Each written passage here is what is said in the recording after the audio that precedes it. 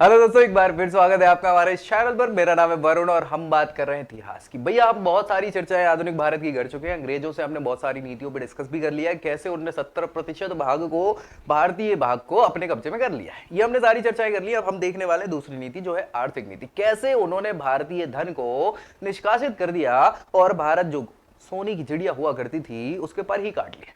अब सोने की चिड़िया का कोई मतलब नहीं रहा, क्योंकि सारा का सारा धन विदेशों तक ट्रांसफर हो गया, खासतौर पर ब्रिटिश के पास। ठीक है, सो ब्रिटेन में ये पैसा कैसे गया, क्या हुआ, कौन कौन सी नीतियां रही अंग्रेजों की, जैसे आर्थिक नीतियों के तौर पर देखा जाता है। इसके अंदर हम बहुत सारी बात करेंगे, उद्योगों की भी बात करेंगे, अलग अलग कृषि व्यवस्था की, भू राजस्व व्यवस्था की भी बात करेंगे, उद्योग धंधों की भी बात करेंगे, फिर कैसे धन को निष्कासित किया। इन सारी चीजों को हम यहीं इसी वीडियो में डिस्कस करने वाले हैं। और मैं बता दूं पहले ही आपको कि ये वीडियो थोड़ी सी लंबी हो जाने वाली है, तो दिल थाम के नहीं बैठना है, आपको कुर्सी पर बैठना है आराम से, और रख लीजिए पानी आनी और चल दिए।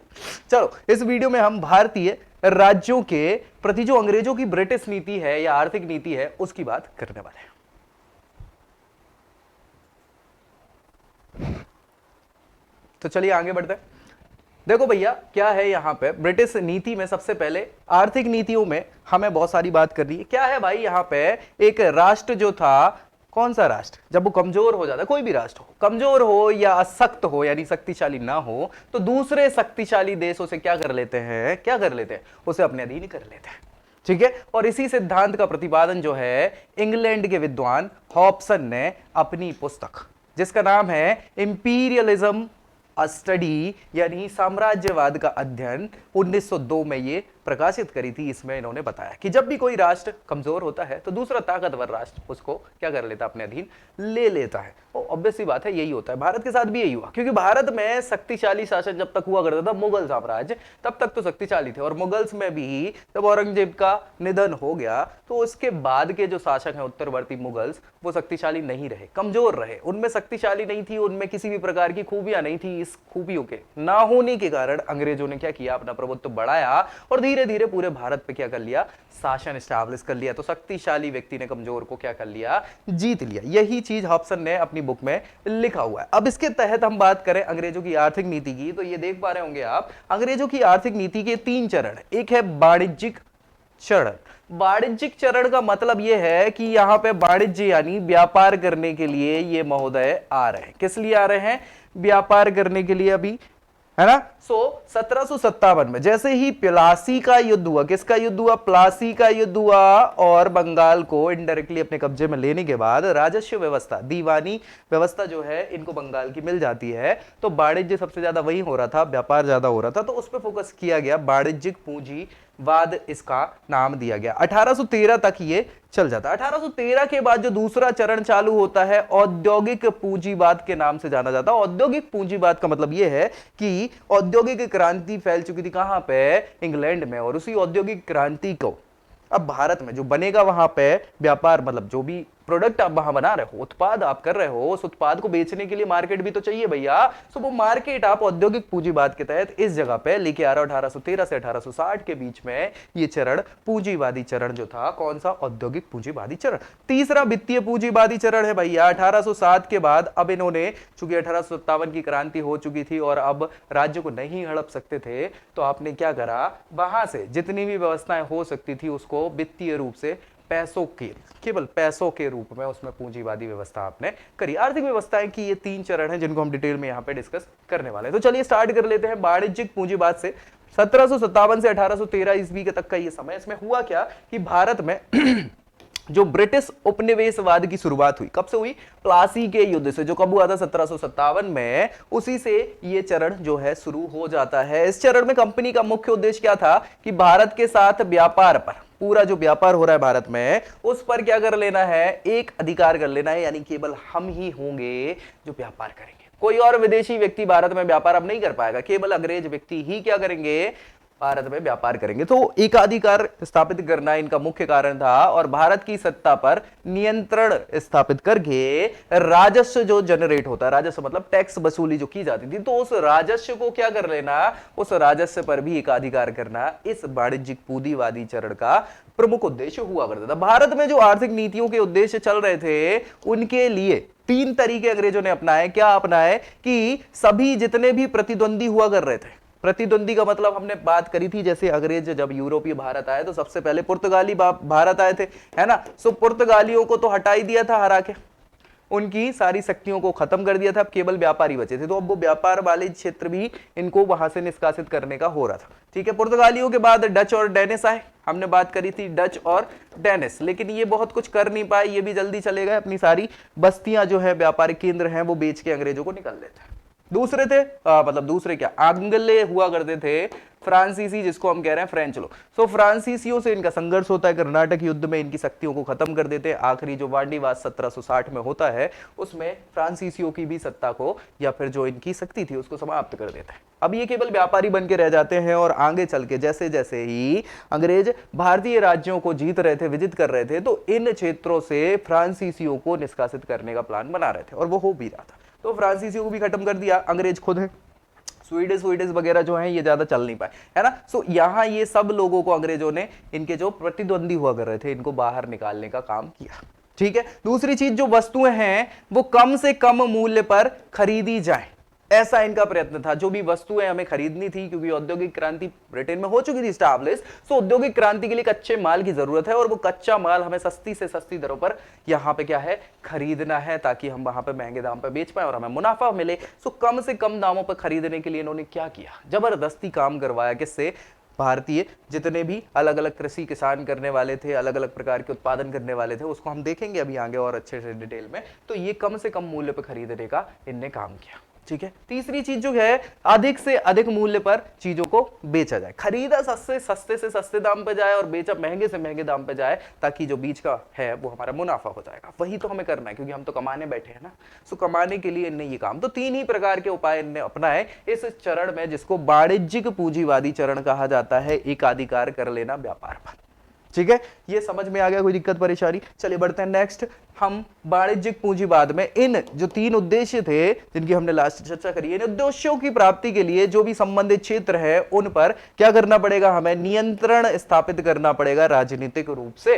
सो कैसे किया जाए वो, उसके लिए ब्रिटिश में भारत की आर्थिक नीति के तहत बंगाल से जो भी भू राजस्व प्राप्त हो रहा था, उस भू राजस्व से क्या किया रहा था, अभी वस्तुओं को खरीदा जा रहा था। पहले आप भैया वस्तुओं को खरीदने के लिए ब्रिटेन से सोना चांदी लेके आते थे, लेकिन अब राजस्व खुद कहां से मिल रहा है? बंगाल पे जब आपने कब्जा कर लिया तो पूरा पैसा वहां का जो टैक्स के रूप में है आपको मिल रहा था, दीवानी आपकी हो गई थी, तो पूरा पैसा है। अब वो ब्रिटेन से पैसे लाने की जरूरत नहीं, यानी ब्रिटेन का पैसा आपको वही बच रहा है, उसका यूज क्या कर रहे हो, नई फैक्ट्री लगाने में आप कर रहे हो। और यहाँ जो राजस्व प्राप्त हो रहा है उससे आप कच्चा माल खरीद रहे हो, उससे आप सारी सामान जो भी वस्तुएं उनको खरीद रहे हो, और इनको खरीद के कहां बेच रहे हो, इनको ही तो भेज रहे हो ना ब्रिटेन में, वापस यहीं पे तो बेच रहे हो ना। हुआ अब वहां जो इंडस्ट्रीज, आपने उस पैसे, बचे हुए पैसे से इंडस्ट्रीज बनाई और यहां से माल बेच दिया वहां पे, वहां बनेगी नई चीजें, वस्तुएं बनेगी, उत्पादन होगा, वो कहां बेचोगे, उसके लिए भी तो मार्केट चाहिए। सो वो मार्केट आप बनाओगे अब अपनी टेरिटरीज में, जहां भी आपने क्या किया है, अपने अपने बेस बनाए हैं, उसके लिए भी उन्होंने बहुत कुछ किया, पर चर्चा करेंगे,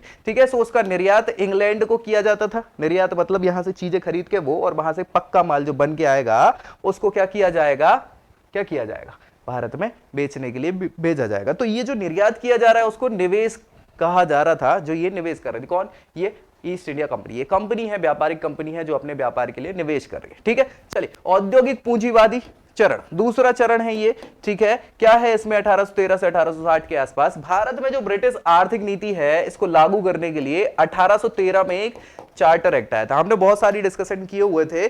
कंपनी जो थी, जो ईस्ट इंडिया कंपनी थी, ये बनी थी एक फरमान जारी करके। जो फरमान जारी किया गया था वो एलिजाबेथ के द्वारा करा गया था 31 दिसंबर 1600 को, और उसी के तहत निर्माण हुआ था ईस्ट इंडिया कंपनी का। ये कंपनी क्या कर रही थी, व्यापार कर रही थी ईस्ट इंडिया में, ईस्ट साइड में व्यापार करने के इसको एकाधिकार प्राप्त हो गया था कि आप ही बस इंग्लैंड से व्यापार कर सकते हो, मतलब ये कंपनी बस ही व्यापार करेगी। अच्छा, ये जो व्यापारिक कंपनी थी इसको 20 साल के लिए ये जो शर्त है, मतलब एकाधिकार है, वो दिया गया था।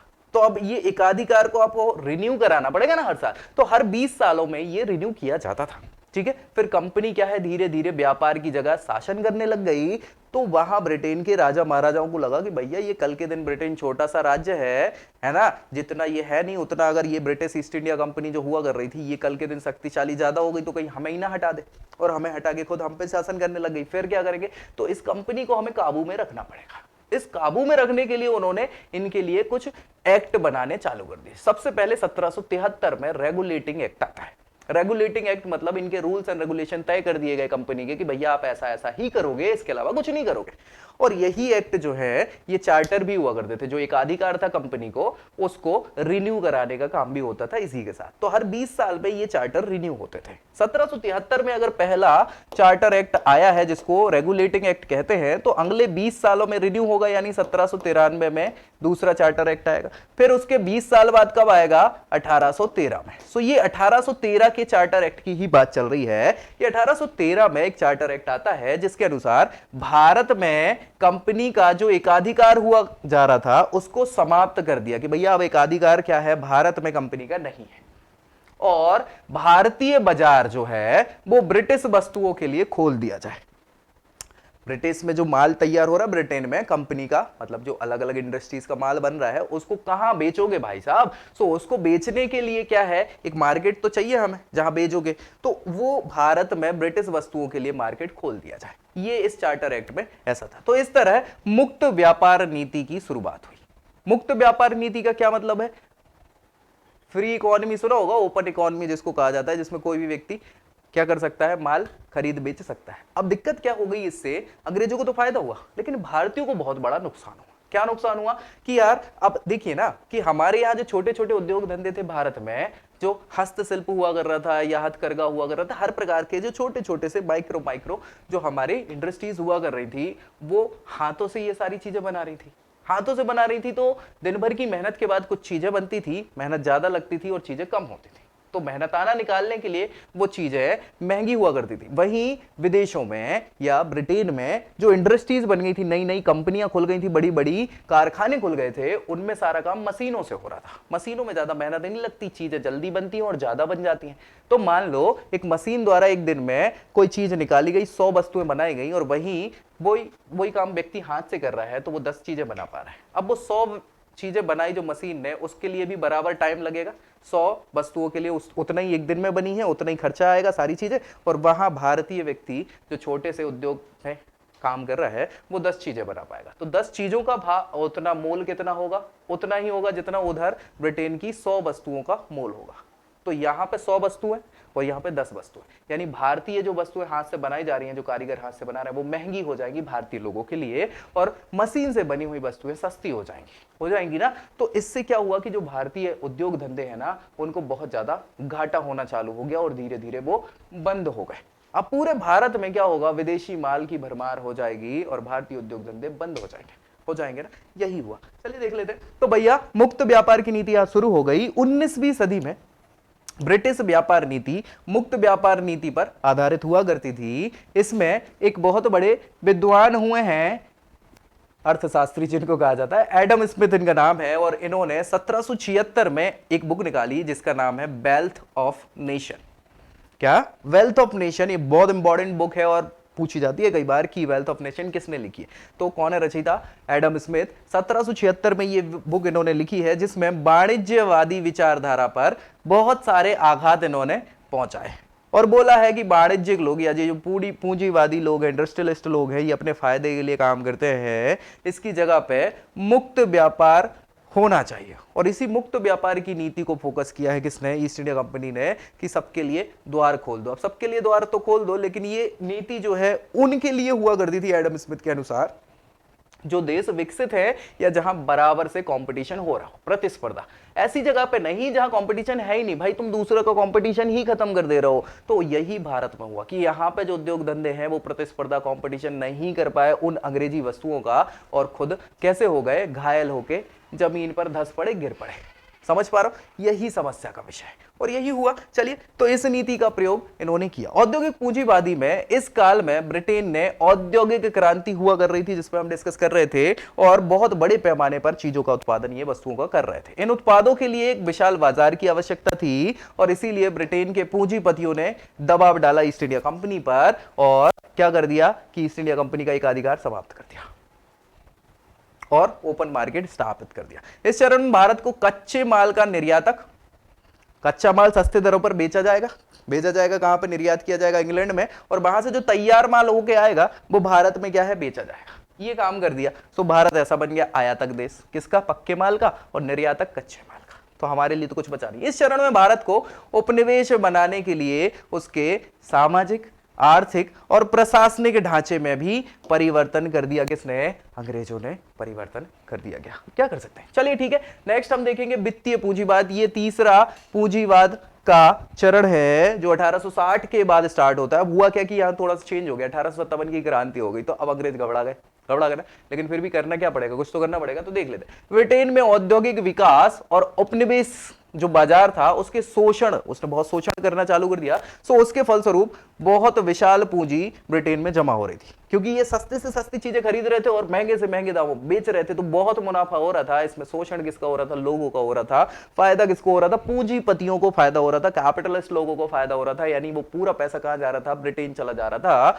भारतीय लोग बेचारे कमजोर होते जा रहे थे। ठीक है, क्या कर सकते हैं? इस पूंजी के निवेश हेतु अब इनने क्या करा? बहुत पैसा आ रहा, बबर पैसा होगा बाबू भाई। सो इस बबर पैसे का क्या करोगे? क्या करोगे? हैं? कुछ तो करोगे ना, इसको फिर से इन्वेस्ट करोगे, री इन्वेस्ट करोगे। अब आपके यहां तो इन्वेस्टमेंट की व्यवस्था है ही नहीं भाई। ब्रिटेन में तो इतनी कंपनियां, इतनी कारखाने, इतनी मशीनरी, सब खुल गया है। वो तो इंडस्ट्रियलिस्ट जगह हो चुकी है, अब वहां जगह ही नहीं है करने को, तो कहां करोगे? तो अंग्रेजों ने क्या करा? जो इनके उपनिवेश हुआ करते थे उन उपनिवेशों में पैसे को इन्वेस्ट किया, वहां कंपनियां डालना चालू करी, कारखाने स्थापित करे, सारी चीजें स्थापित करे। समझ रहे हो? इसी पैसे को रीयूज कर दिया अपने नाम से। कर रहे हो ना?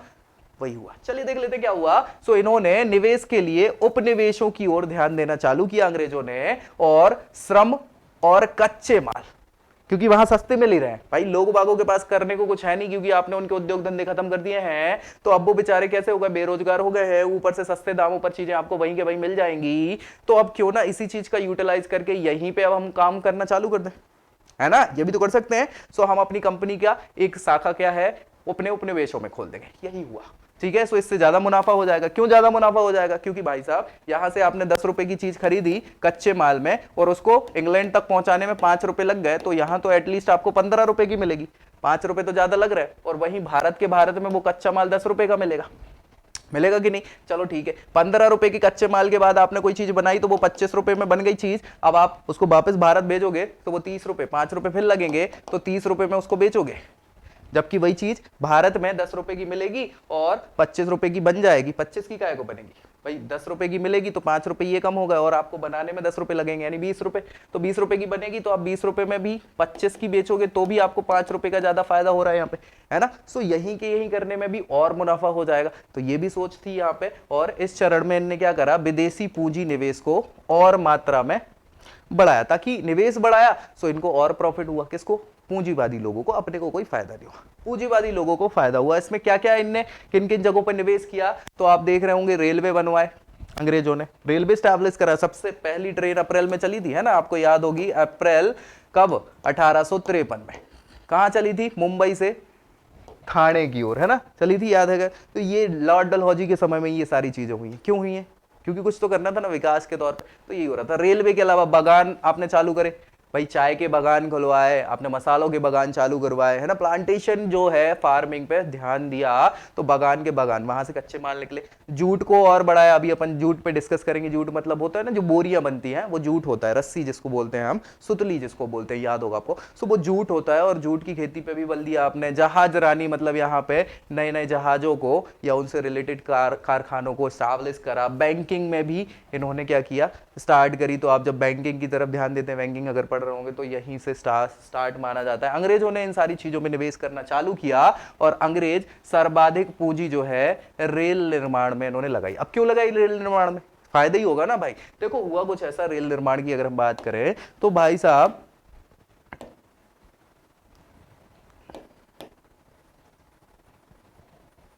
ये वाला जो अपना भारत है, अब इसमें इन क्षेत्रों में अगर हम बात करें, ये पूरे क्षेत्र ऐसे हैं किनारे किनारे वाले, जहां पे सारी चीजें व्यवस्थित थी, क्योंकि यहीं से बंदरगाहों से सारा माल लेके और यहीं से पहुंच जाते थे आप, इधर उधर अपने घर पहुंच जाते थे। अब अंदर में जो माल है उसको क्या करोगे? कैसे निकालोगे?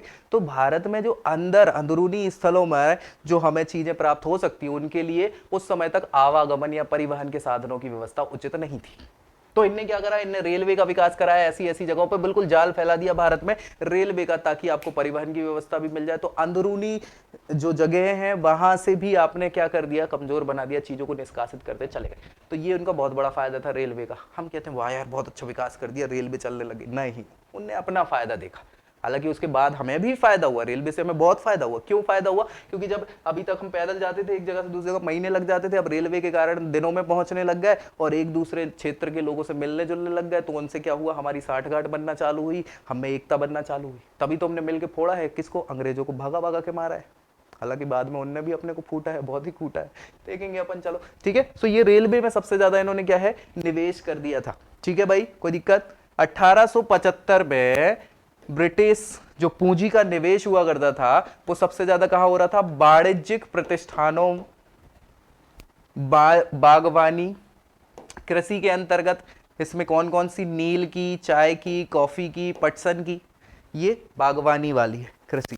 फिर जहाजरानी में, और इसके बाद जो कर्ज हुआ, सरकार को कर्ज भी दिया जाता था, इन सारी चीजों में ये पूरी की पूरी पूंजी क्या है, निवेश के रूप में लगाई जा रही थी। अच्छा ये पूंजी है किसकी, ये भारतीयों की पूंजी है, जो घुमा फिरा के भारतीयों में ही लगा रहे हो, है ना, और कह रहे हो कि हम तुम्हारा विकास कर रहे हैं। तो बड़ी समस्या की विषय हो गई। 1857 तक ब्रिटिश पूंजी कम आई। 1857 के बाद आना चालू इसलिए हो गई थी क्योंकि ब्रिटिशर्स भी थोड़े से घबरा गए थे कि अब थोड़ा विकास करना पड़ेगा, क्योंकि जनता गुस्से में है, कल के दिन हम लोग जनसंख्या में कम है, ये लोग ज्यादा हैं, वोट डालेंगे फिर।